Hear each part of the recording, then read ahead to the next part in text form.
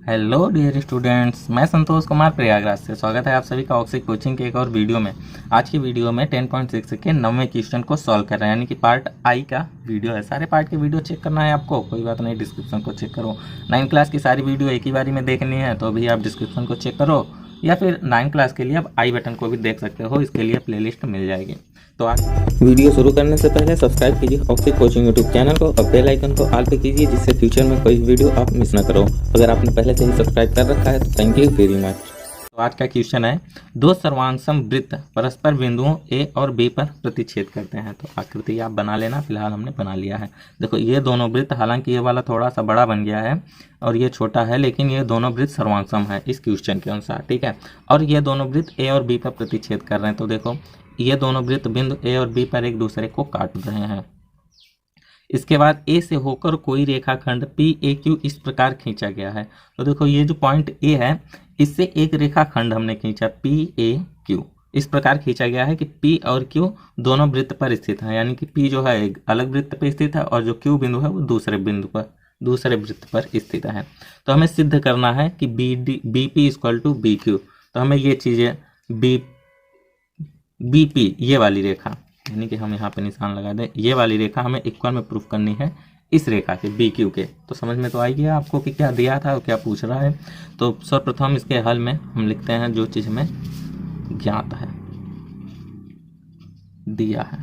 भाई दो वृत्त हैं, दो वृत्त ओ तथा ओ डैश केंद्र वाले दो सर्वांगसम वृत्त लिखना था, चलो कोई नहीं, हम नीचे सर्वांगसम लिख देंगे। ओ तथा ओ डैश केंद्र वाले एक दूसरे को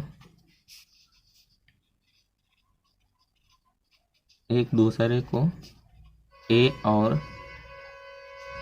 बी पर काटते हैं,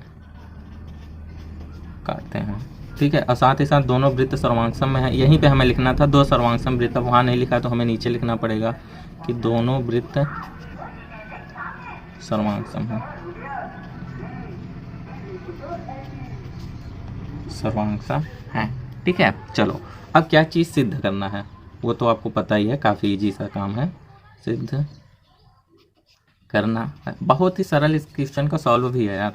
P B equal to B Q, P B equal to B Q, यही चीज़ हमें सॉल्व करना है, पता है, P B equal to B Q.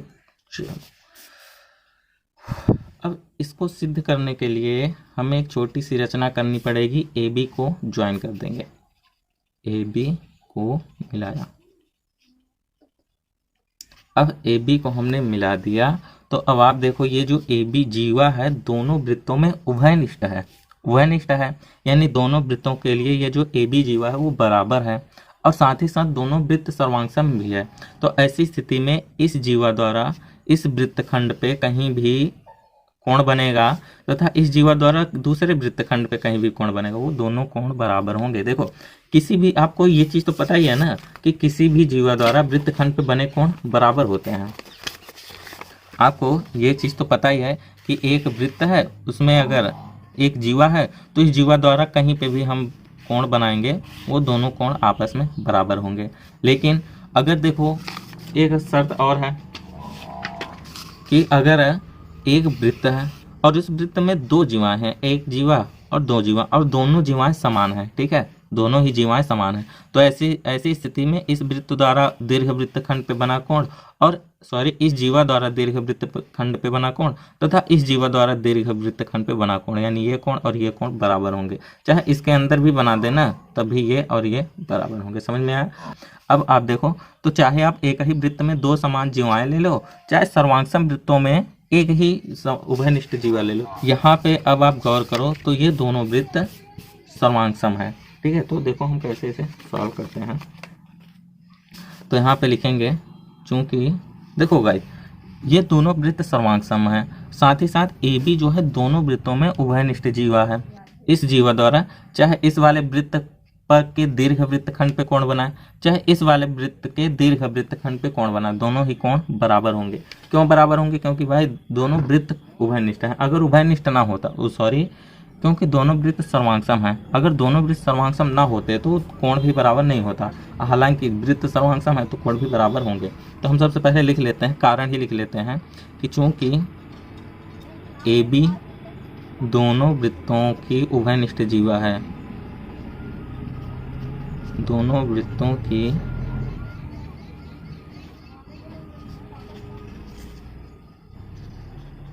उभयनिष्ठ जीवा है तथा दोनों वृत्त सर्वांगसम ही हैं, तथा ये चीज तो दिया ही गया है कि दोनों वृत्त सर्वांगसम है, दोनों वृत्त सर्वांगसम है। इसलिए ए बी जीवा द्वारा दोनों वृत्तों के दीर्घ वृत्तखंड पे आपको दीर्घ वृत्तखंड और लघु वृत्तखंड के बारे में तो पता ही होगा ना। नहीं पता है तो आप हमारी पुरानी वीडियो देखो, आपको पता चल जाएगा। दीर्घ वृत्तखंड पर बने कोण बराबर होंगे। सिर्फ हो गया, इसका सवाल भी इतना ही था, हो गया। आप देखो, यानी कि हम कह सकते हैं ये एंगल और ये एंगल बराबर होगा, यानी कि B P A angle B, सिर्फ हम इतना लिख देते हैं, एंगल पी जो है एंगल क्यू के बराबर होगा, एंगल पी बराबर होगा एंगल क्यू के। ठीक है, ये कोण और ये कोण बराबर हो गया। अब आप पूरे त्रिभुज बी पी क्यू में देखो, हम यहाँ पे लिखेंगे त्रिभुज बी पी के, कितनी मिस्टेक हो रही है यार, त्रिभुज बी पी क्यू में। अब देखो इस त्रिभुज में दो कोण बराबर हैं, ये कोण और ये कोण बराबर हैं, angle P equal to angle Q. अब ये भी त्रिभुज में अगर दो कोण बराबर हैं तो उन कोणों के सम्मुख भुजाएं भी बराबर होंगी, यानी पी की सम्मुख भुजा बी क्यू, क्या B Q equal to Q कोण की सम्मुख भुजा पी बी, ये दोनों इक्वल होंगी। भाई ये कक्षा 7 में आपने पढ़ा होगा कि अगर किसी भी त्रिभुज में अगर दो कोण बराबर हैं तो वह त्रिभुज समद्विबाहु त्रिभुज है, यानी कि उसकी दो भुजाएं बराबर हैं। तो हो गया, हमें यही चीज़ तो B Q equal to P B, यही तो चीज़ तो प्रूफ करना था। हालांकि हमने पी बी और पी बी को पहले लिखा है तो इससे क्या फर्क है, हम नेक्स्ट में पी बी इक्वल टू इसे बी क्यू लिख देंगे। ठीक है, कोई आपको आपत्ति नहीं होनी चाहिए। सो फिलहाल यहाँ पे देखो होता है प्रूफ इस क्वेश्चन। अगर आपको क्वेश्चन में कोई भी प्रॉब्लम हुई है तो आप कमेंट बॉक्स में बेशक बता सकते हो, और मैं से संबंधित अगर आपका कोई क्वेश्चन है तो टेलीग्राम पे ज्वाइन होकर आप हमसे पूछ सकते हो। सो फिर इस वीडियो को समाप्त करते हैं हम, और आप मिलेंगे नेक्स्ट वीडियो में नेक्स्ट क्वेश्चन को सॉल्व करने के लिए। तब तक के लिए बाय, टेक केयर, ख्याल रखना अपना, बाय बाय।